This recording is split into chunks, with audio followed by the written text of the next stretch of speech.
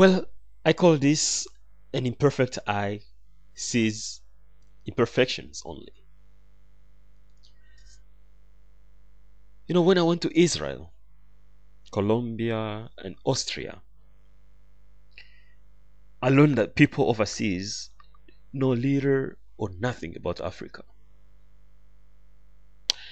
What's more disturbing is that those who know little about Africa are fed with negative things about Africa, like wars in the Democratic Republic of Congo, Somalia, the genocide in Rwanda, hunger in Ethiopia, corruption, name it.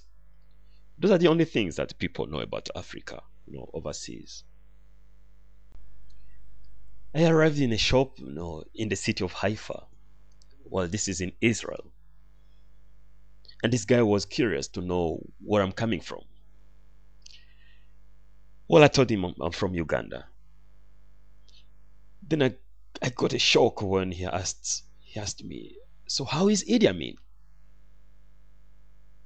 Gosh, of all the people in this world, why do you ask me about Idi Amin? Idi Amin was the former, dictator, in Uganda. Then when I arrived in Austria, and this driver, the driver who picked me up from the airport, started asking me about Mobutu. It's the former dictator of Zaire. But now, Zaire is known as the Democratic Republic of Congo.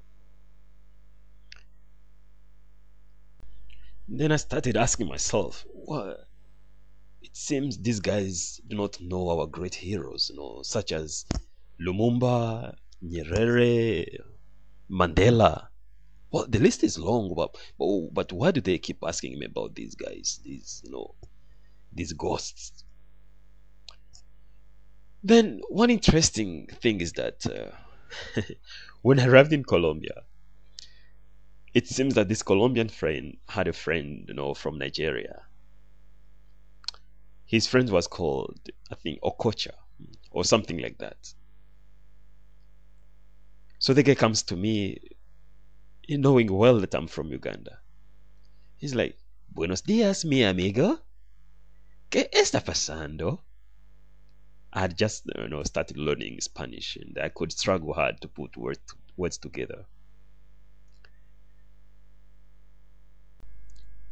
Muy bien and mamacita were the only Spanish words I had learned.